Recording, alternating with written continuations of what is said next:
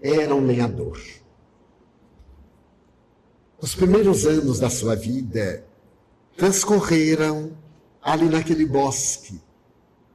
Ele vivia à margem, na estrada, numa casa modesta, de pau a pique, com a mulher e os seus filhos.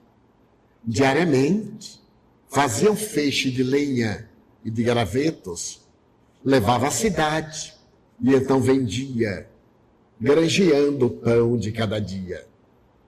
Oportunamente passou pela casa do lenhador um homem santo, que se sentiu tocado pela pobreza do homem. Pediu-lhe agasalho e ele hospedou, oferecendo-lhe para o alimento da noite o que tinha de melhor. E no dia seguinte, quando o homem santo partiu, tocou-lhe o ombro e disse-lhe: homem, entre na floresta. O lenhador começou a pensar que desejava dizer aquele homem santo. E reflexionando em torno da sua proposta, ele resolveu entrar na floresta. Adentrou-se, foi para a parte mais selvagem e ficou deslumbrado com o que encontrou.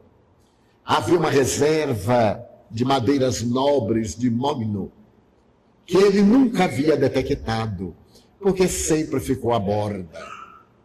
Tomado de emoção, ele foi ao cartório da cidade para saber a quem pertencia aquela área imensa. E tratava-se de terra devoluta, não tinha proprietário. Ele de imediato procurou informar-se o que fazer para tornar-se proprietário, ou pelo menos poder utilizá-la por um longo período num contrato entre ele e o governo local. E a partir dali, inesperadamente, ele mudou de postura econômica, porque na sucessão dos dias, ele começou a cortar as árvores de mogno e a vender toros de madeira preciosa. Como a procura era muito grande, ele contratou outros serralheiros e em breve ele fez uma oficina na qual, com as máquinas modernas, podia derrubar as árvores na sua serralheria, transformá-las em tábuas, que começou a exportar para outras cidades e para o estrangeiro. Um ano depois, estava rico. Mudou-se daquele lugar modesto e foi habitar uma casa de construção no bairro distinto da cidade. Os seus filhos foram estudar em escolas particulares. A sua mulher, que era muito hábil e portadora de inteligência brilhante, procurou também alguma escola de formação e preparou-se para poder manter a sua postura social no meio do grupo econômico em que transitava.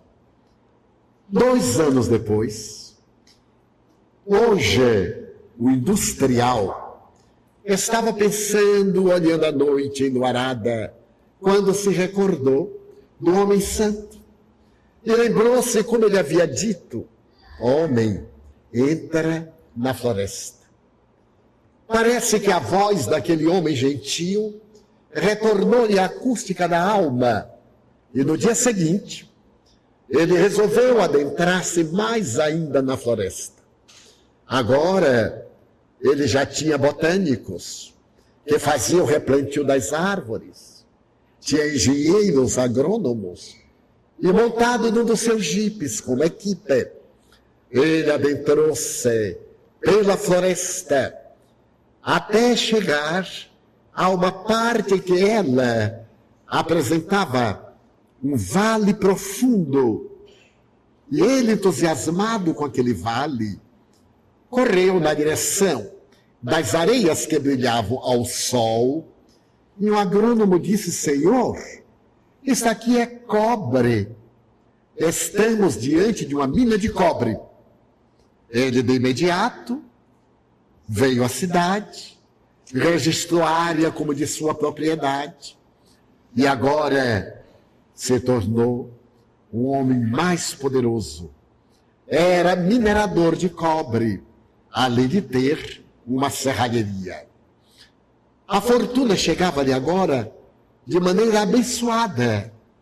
E aos 40 anos, ele era um homem imensamente rico.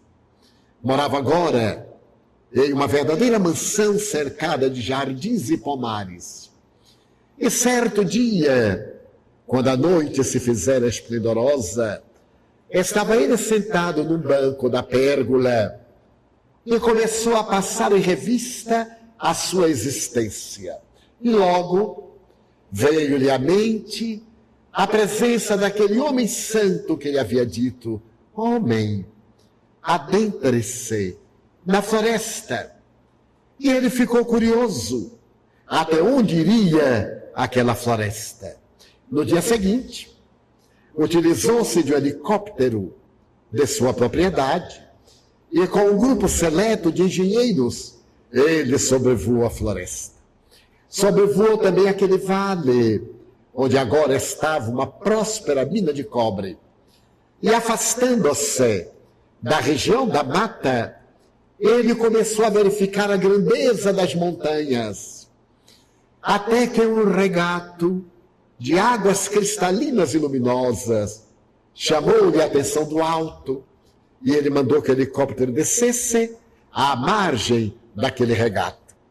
Quando lá chegou com os seus amigos, ele viu pedras de cores variadas, vermelhas, amarelas, verdes, brancas, e alguns dos engenheiros disseram: Senhor, esta é uma mina de diamantes, de ametistas, de rubis e de esmeraldas. Aqui está uma esmeralda rara. Tomado de emoção, ele então registrou a área e se tornou minerador. Era ainda mais rico. Agora as suas empresas eram administradas por equipes especializadas. Ele estava com 60 anos.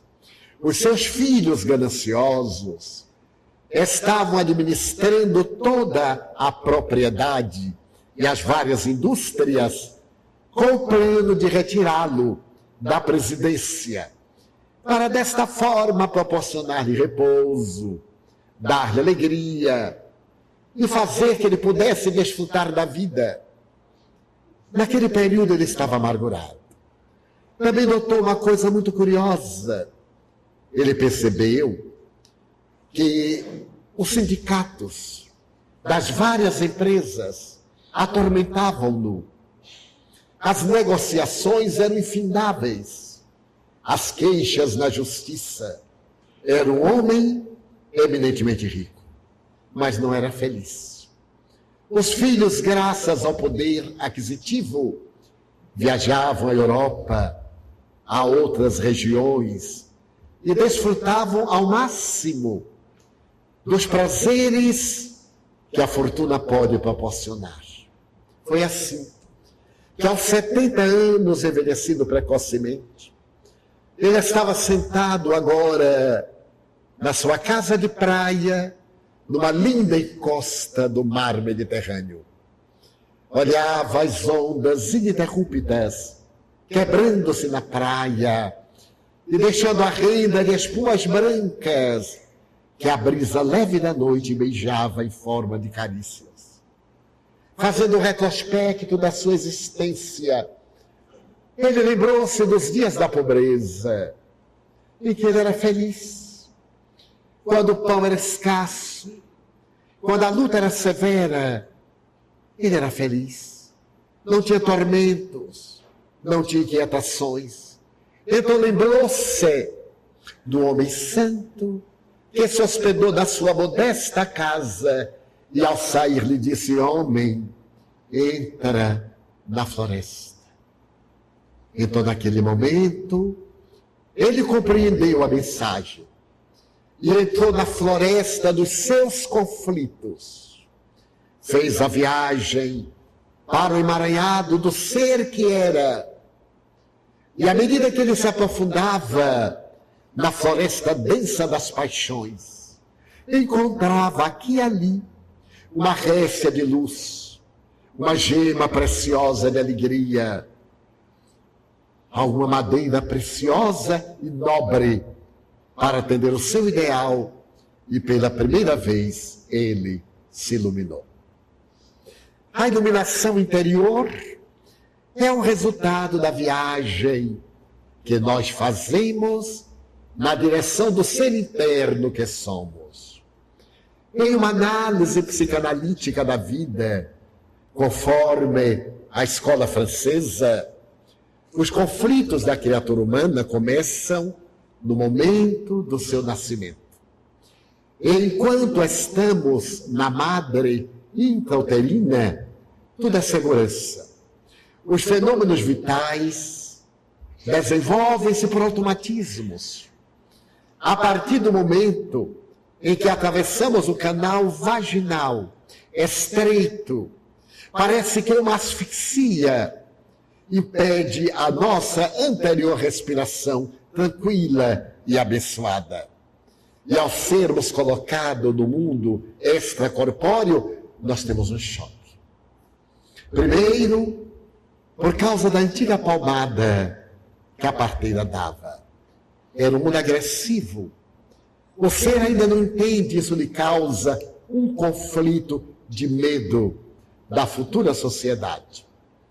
A partir dali, a vida são desafios. A amamentação terá que ser buscada.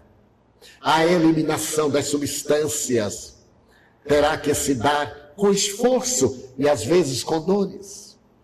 Toda e qualquer carência é resolvida através do choro. E então esses conflitos pós-maternidade irão esculpir-se na personalidade do indivíduo como emoções. As emoções do ser humano, segundo o Dr. Watson, estão classificadas em 3.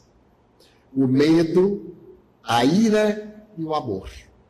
O medo é a emoção mais antiga, porque ela está embutida em nosso inconsciente coletivo, como herança do período no qual, na floresta, na furna, a natureza hostil nos ameaçava quando éramos o homem primitivo.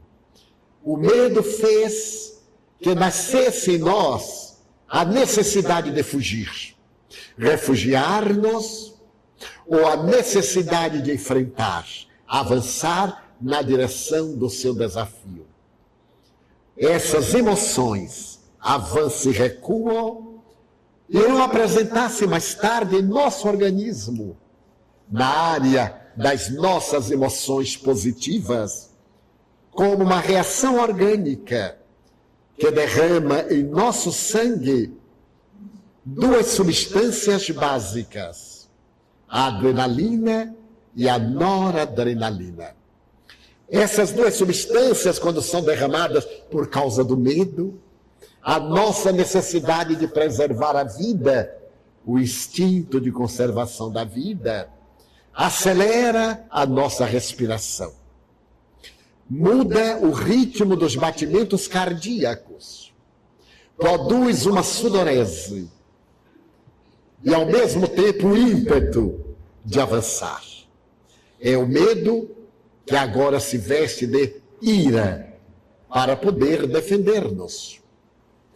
Mas, nesse momento, o organismo produz uma outra substância, o cortisol, que é uma substância tranquilizadora. E essa substância, em nossa corrente sanguínea, acalma e muda o ritmo orgânico. E nós temos o instinto de recuar. São as 2 emoções defensivas, a agressão ou o recuo. E se nós recuamos, logo, ao retemperar o metabolismo orgânico, o sentimento surge, o sentimento da compaixão. É a terceira emoção, o amor. O medo é responsável por todas as emoções que dele se derivam. A mágoa, o ressentimento, a ansiedade, o pavor, o pânico, são gerados por uma única emoção, a ira. Quando a ira é ruminada, ela se transforma em raiva. E quando a raiva é recordada, ela se converte em ódio. Então essa emoção faz parte da nossa vida e é salutar. É uma emoção positiva. Se nós exercermos um controle sobre ela, através da nossa vontade, que é a faculdade de discernimento da criatura humana. Ao exercermos esse controle sobre o medo, iremos na direção da ira ou do ódio e administraremos as duas situações, porque a emoção do amor é inata pelo fato de sermos de origem divina, criados por Deus. Então o amor nos dará uma série de emoções: a tristeza, a alegria, a coragem para a luta, a benemerência, a melancolia, o sentimento de solidariedade, o sacrifício e a abnegação, coroando-se pela caridade. Então essas três emoções básicas são o que nós possuímos. Mas para podermos levar adiante os nossos mecanismos de vida, denominados mecanismos de defesa, nós enfrentamos duas situações emocionais. Os mecanismos de defesa desejáveis e os mecanismos de defesa indesejáveis, aqueles que são úteis e aqueles que são perniciosos. O primeiro mecanismo de defesa para preservar a vida, que é desejável, é o recalque. O recalque é um sentimento que caracteriza a nossa existência em face da sociedade na qual nos encontramos. Quando estamos na vida intrauterina, liberdade total. Quando somos colocados sobre o ventre da mãe, depois do parto, para manter o contato pele com pele, para poder manter o cordão umbilical psicológico, ainda temos liberdade. Mas à medida em que nós nos vamos desprendendo da mãe, rompendo esse fio umbilical psicológico, nós verificamos que o mundo não é um paraíso. Porque para que ele possa funcionar, ele tem leis e tem regras.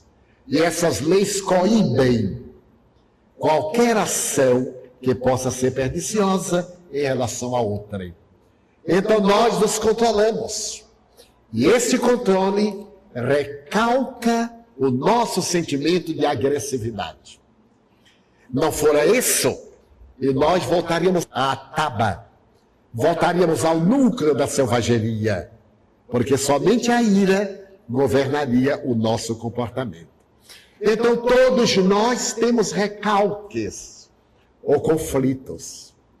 Recalcamos às vezes, temos o ímpeto de dizer uma coisa, controlamos, respiramos, rimos e recalcamos. Então isso é positivo, porque nos disciplina na eleição das nossas necessidades.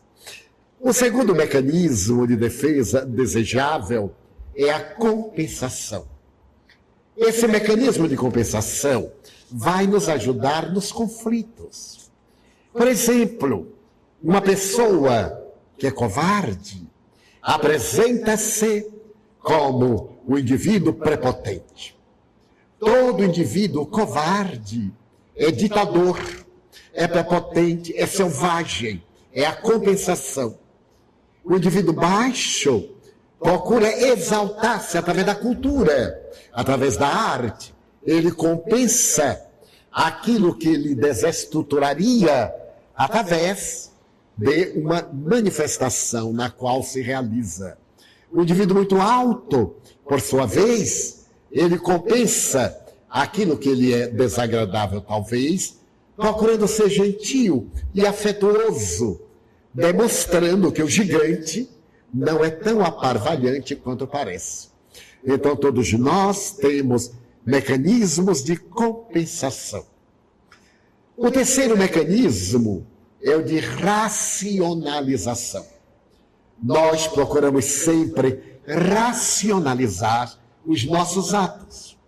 E essa racionalização não quer dizer que seja sempre a melhor, porque um policial perverso, com tendências criminosas, quando surra um criminoso na cela, ele racionaliza: eu estou fazendo um bem à sociedade.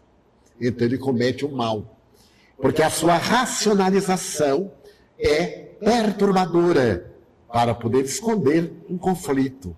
Mas isso é útil, porque senão ele daria um tiro na cabeça, por não suportar o seu conflito entre aquilo que ele gostaria de ser e aquilo que é. Uma outra expressão de defesa desejável é a idealização. Todos nós temos um tipo de idealização, o que nós gostaríamos de ser. Então nós vemos, por exemplo, a moça que queria ter o corpo da Barbie, tirou 2 costelas, fez 30 cirurgias plásticas e ficou com as medidas da Barbie. Que Deus ajude que ela não tenha uma infecção no rosto, para poder manter a aparência da Barbie. É uma ideação, uma idealização.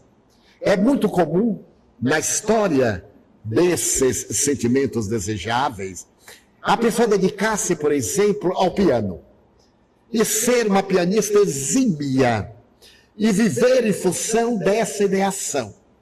E logo depois, o seu inconsciente cria um reumatismo nas articulações, uma enfermidade qualquer que a paralisa de realizar-se como pianista. O cantor, se dedica apenas àquilo, o organismo cria um mecanismo punitivo, porque nós nascemos para a idealização do belo, do bom, do grandioso. Não sermos monoideais, sermos plurideais. Porque toda vez que nós nos adentramos na unidade exclusivamente, nós nos alienamos, saímos da realidade e ficamos pessoa excêntrica, pessoa diferente. Um outro mecanismo de defesa desejável é a formação da reação. Todos nós, diante de certas circunstâncias, quando somos normais, temos reação. Isso é perfeitamente saudável. É o mecanismo de defesa. Alguém nos pisa no pé e automaticamente a gente empurra o pé de que tire a pata de cima do nosso pé. É o mecanismo de reação. E por fim, nós temos o deslocamento e a sublimação. O deslocamento é muito comum nas novelas. Quando a pessoa frustrada passa a vivenciar determinada personagem, identifica-se com a personagem, desloca-se da sua realidade e passa a ter as maneiras. Nos Estados Unidos, porque aqui no Brasil ninguém assiste novela, periodicamente há um grande surto de pessoas deslocadas, que falam conforme o artista, que se veste conforme o artista. Agora mesmo, nessa viagem para a Índia, o povo está tudo de balangandã indiano. E aí entra o marketing e explora o nosso mecanismo de defesa, que é salutar porque nos renova. E a sublimação, que nos induz, como mecanismo de defesa, a superar os nossos limites, a sublimá-los, sem produzir novos recalques. Se por acaso eu tenho a tendência à mentira, eu me sinto no dever de evitá-la o mais possível. E eu começo a ter uma mente criativa que me permita idealizar realidades subjetivas que se podem apresentar como fenômenos de sublimação dos nossos conflitos. No sentido oposto, nós temos os mecanismos de defesa indesejáveis, como sendo a projeção. Na projeção, nós estamos sempre atormentando os outros, porque vemos nos outros aquilo que nós somos. Quanta gente me diz, eu sou psicólogo nato, eu sou apresentado à pessoa e vejo logo os defeitos dela. Projeção. Porque são os defeitos que nós conhecemos em nós e não as virtudes. Daí para nós quase ninguém tem virtude, porque nós não as temos. Então não as projetamos. Nos relacionamentos, queremos que o outro seja o que nós não somos. A mulher tem que ser ideal, mesmo que o homem seja sórdido. Ou o homem tem que ser ideal, mesmo que ela seja fofa e vazia. É projeção. É um mecanismo de defesa projetando uma imagem mórbida. Por isso, é prejudicial. A pessoa termina na projeção solitária. Ou, se é intelectual, vai realizar o trabalho de alienar-se do contexto para desenvolver a cultura. Eu conheço alguns espíritas que me dizem, Edivaldo, eu continuo espírita, mas eu sou espírita de gabinete. Então ele fica no gabinete lendo e projetando que o mundo é miserável, que a sociedade é perversa, que as pessoas não evoluem, que estão no inconsciente dele. Então a projeção é um mecanismo de defesa. Outro mecanismo de defesa prejudicial é a autopunição ou masoquismo. Nós temos a tendência de autopunir-nos.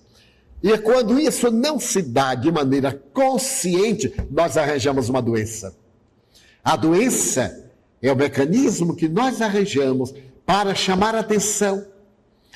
Então, se, por exemplo, estou num relacionamento e o marido não me dá importância, então eu começo a fazer um conflito autopunitivo. Primeiro eu choro para chamar de atenção. Depois eu me maltrato para poder provocar o interesse.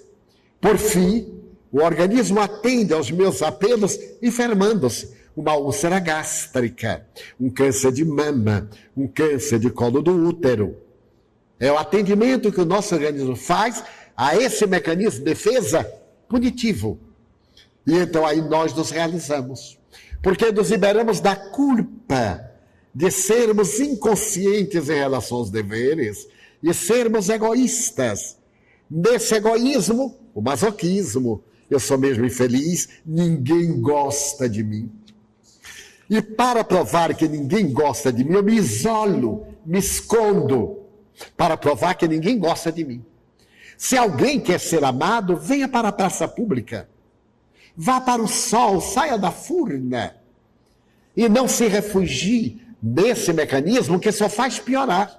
Porque o organismo vai atender. Eu contei aqui do Dr. Deepak Chopra, que sempre atendia uma senhora no check-up.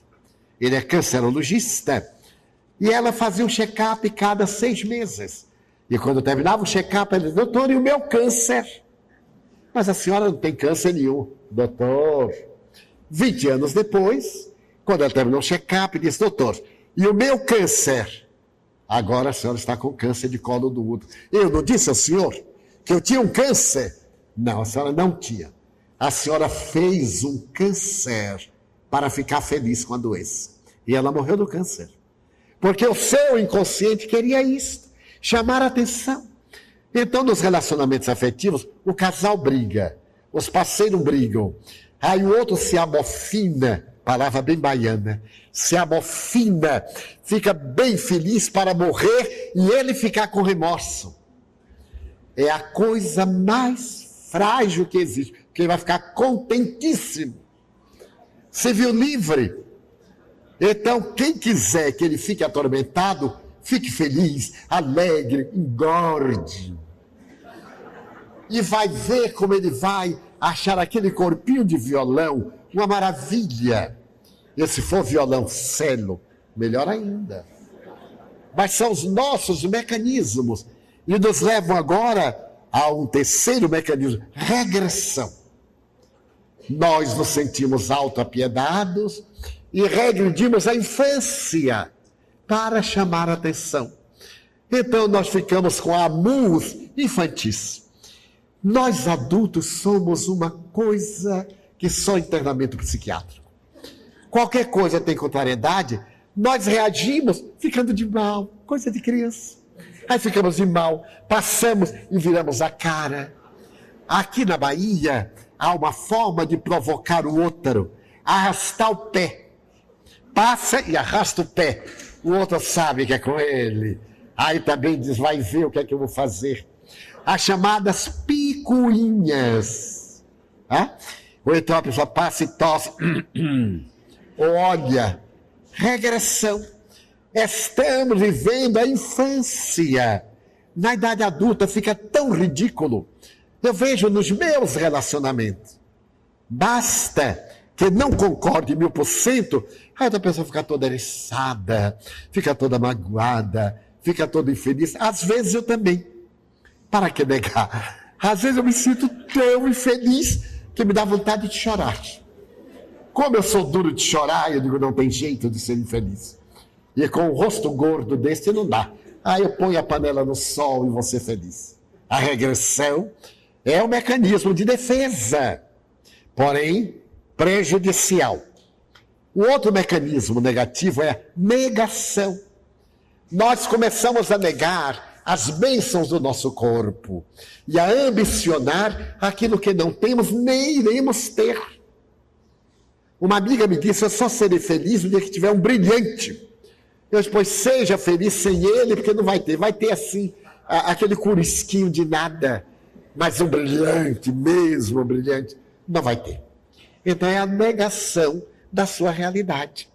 Mecanismo de defesa perturbador. E por fim, o último mecanismo, que eu já me referi, é o de isolamento e fuga.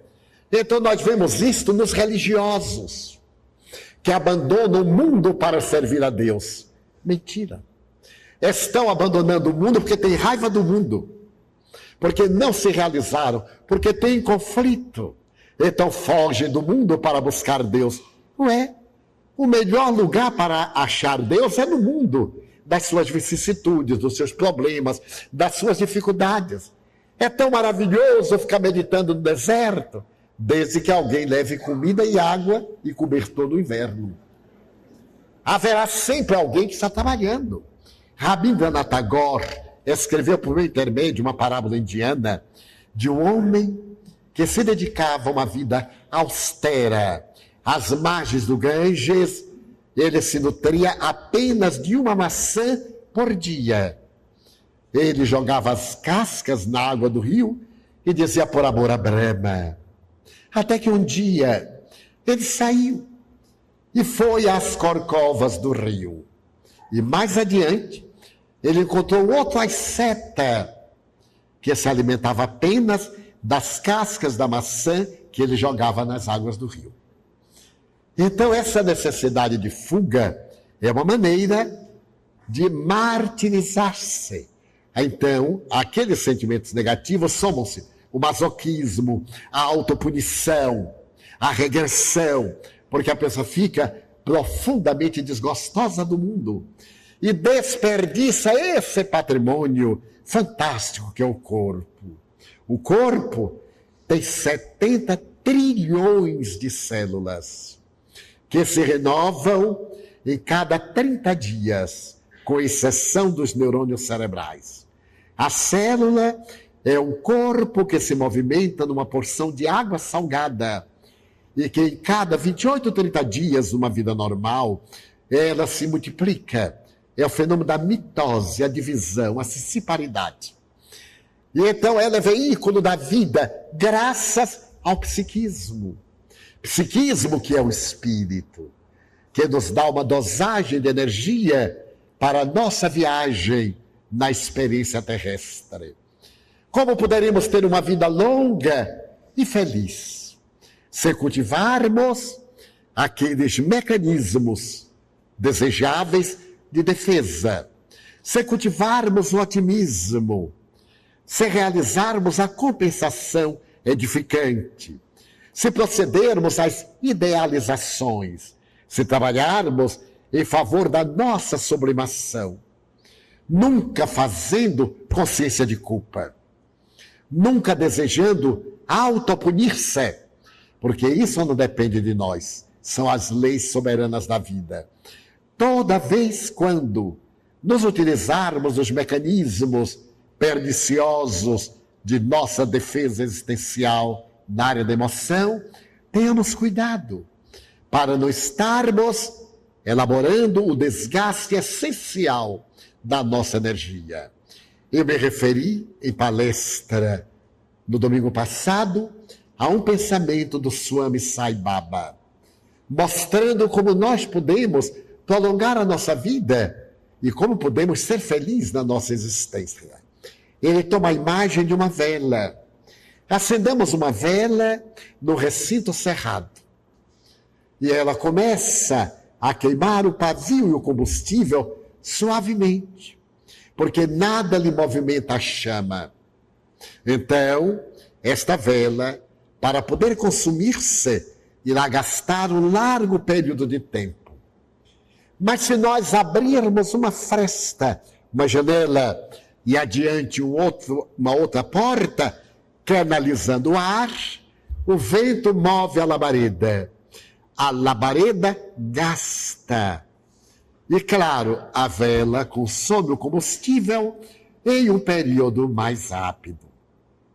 Mas se nós pegarmos a vela e colocarmos na horizontal, acendendo uma extremidade e outra, a vela se consumirá em muito menor tempo. Quem duvidar que faça experiência e cronometre.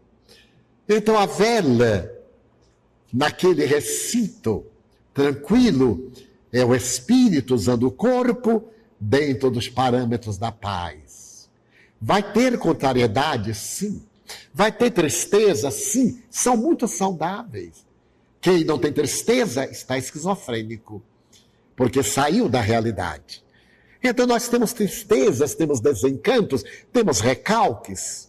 Não podemos transformá-los em mecanismos de agressão, que é outra coisa. Então eu não posso usar a minha tristeza para poder reagir com os outros. Eu não posso deslocar o meu conflito. No trabalho, o patrão foi ruim comigo, eu chego em casa e eu brigo com a mulher, como é muito comum. Se eu não reagir ao meu patrão, eu não posso deslocar o conflito para punir a minha mulher, que não tem culpa, o meu filho ou meu amigo. Então nós teremos um período de vida saudável. Mas, se as circunstâncias nos permitem abrir uma fresta, o vento entra, mas não canaliza. Então, lentamente, ele move a chama, que queima esta borda e que queima a outra. Mas se eu abrir espaço para o conflito, canaliza o desgaste de energia pelo meu estresse. A palavra estresse, escreveu Joana de Ângeles ontem, foi criada por Hans Siller, um endocrinologista vienense, para significar aquele momento que precede a grande explosão. A palavra estresse, até 1936, era usada na física para significar a pressão que um corpo exerce sobre o outro, modificando-lhe a estrutura. Então, o Dr. Siller trouxe-a para dizer que o nosso sistema nervoso simpático tem um quanto de resistência. E se essa resistência enfrenta problema sobre problema, naquele caso, se nós temos muitas agressões e muitas descargas de adrenalina, de noradrenalina, o organismo que era protegido pelo cortisol enferma, porque nos leva a um estado estressante. Não aguentamos mais. Então, explodimos. Ou explodimos, ou recalcamos o estresse e explodimos psicologicamente. Fazemos depressão, fazemos a síndrome do pânico, tornamos-nos pessoas reagentes, pessoas desagradáveis. Daí é necessário que procuremos evitar as altas cargas de quaisquer emoções, inclusive das emoções de alegria, de bem-estar, que também produzem estresse. Há pessoas ricas que se apresentam estressadas. Nós dizemos, mas como? Rico? Pois é. Tanta alegria, tanta facilidade, tanto uísque, tanto caviar, que ele fica saturado. Aí estressa. É necessário, portanto, limite, o controle, para dar o que a ciência chama homeóstase, harmonia entre o psíquico, o emocional e o físico. Então, quem desejar saúde e bem-estar, atenda aos seus mecanismos positivos de defesa, procurando não se envolver nas urdiduras do mal. Quando chegar um pensamento perturbador, substitua-o por um pensamento agradável. Quando tiver a sensação de uma enfermidade que se está apresentando, à exceção dos fenômenos genéticos e das contaminações, as enfermidades são todas de caráter emocional. E o extraordinário médico, autor da tese Quem ama não adoece, diz que nos hospitais, o maior número de casos de atendimento de emergência são das chamadas doenças secundárias, como os médicos denominaram. São os conflitos. A pessoa chega com taquicardia, que vai morrer, chega com uma predisposição ao infarto, chega com uma sensação angustiosa disso ou daquilo. Então ele faz um apelo aos médicos que atendam, são doenças da alma. Essas pessoas necessitam de um amigo, de um atendimento fraterno, de uma palavra gentil. E eu contei aqui, também de um outro cliente, Dr. Deepak Chopra, nos Estados Unidos. Ele é indiano, e o indiano estava com uma comissão em Boston para resolver um grande problema da empresa em que trabalhava em Nova Delhi. E em plena reunião teve um infarto. Foi levado para a emergência do hospital de Boston, um dos melhores em cardiologia nos Estados Unidos. E depois de estar entubado, com todos os preceitos regulamentares da ciência tecnológica médica avançada, o Dr. Chopra percebeu que ele piorava. Piorava a olhos vistos. Depois de uma hora, o médico percebeu que ele ia morrer. E então disse, homem, por que você está piorando tanto? Você está querendo morrer? Estou, doutor. Mas por quê? Bem, porque se eu ficar bom, eu terei que pagar o hospital. E uma UTI aqui nos Estados Unidos é muito cara. Eu terei que trabalhar o resto da minha vida para pagar as despesas hospitalares. Vou arruinar a minha família. Então eu tenho que morrer. Ele disse, mas homem, você não vai pagar nada. Absolutamente nada. Porque a sua companhia fez o seguro de saúde para todos os membros da equipe. Mas, doutor, isso não é possível? Sim, eu sou o médico da companhia de seguro. O senhor me garante? Mas é lógico. 3 horas depois ele teve alta e foi embora. A ação da mente sobre o organismo. Mas temos também a ação do organismo sobre a mente. Quando nós cultivamos as enxaquecas, quando cultivamos os distúrbios orgânicos, então nós nos descompensamos. A homeóstase, esse equilíbrio rompe-se. E nós saímos do distúrbio orgânico para mais um, o distúrbio emocional. O que fazer? Além das regras de saúde mental, além das diretrizes de segurança em favor do bem-estar, do cultivo das boas ideias a que me referi, da vida saudável de trabalho, da ginástica, das caminhadas, de qualquer exercício, o hábito da oração. A oração não é apenas uma atitude religiosa que faz a ligação entre a criatura e o Criador. A oração é um processo psicoterapêutico que proporciona ao indivíduo aurir no campo da divina energia as forças para o seu bem-estar e, dessa forma, encontrar a saúde. Deixemos para reflexões essa contribuição da nossa área emocional. E à semelhança daquele homem santo, eu digo para todos nós e para mim mesmo: homem, entra na floresta dos teus problemas, na mata virgem dos teus conflitos, no imenso bosque das tuas paixões, e resolvendo-os, terás a paz. Vamos orar.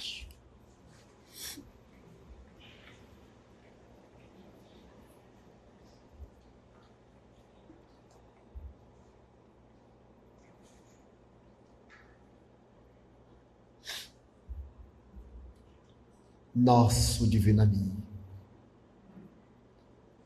tu mesmo disseste: eis que eu vos trago boas novas de alegria. O teu evangelho, a própria palavra significa boas novas. E toda notícia nova é transmitida e recebida com alegria. Permite-nos assimilar essas boas novas que nos proporcionem alegria de viver, de fomentar o progresso, de desenvolver o bem em nós mesmos e no grupo social onde nos movimentamos. Permite que esta floresta de conflitos lentamente seja desbastada. As velhas árvores das paixões, com as suas liandas e cipoais, sejam transformadas em madeira útil de virtudes para o nosso bem-estar. Permite que as gemas preciosas da harmonia interior, das recordações felizes, das experiências nobres, contribuam para o prosseguimento da nossa vida tranquila. Agradecemos-te as atividades desta noite, as reflexões, e pedimos-te que nos despeças em paz. Que nos abençoes a todos e a cada um em particular, aos nossos familiares e seres queridos, aos nossos inimigos e perturbadores, e que nos facultes a paz. Em teu nome, em nome de Deus, de Maria Santíssima e dos Espíritos bons, encerramos a nossa reunião com votos de paz para todos.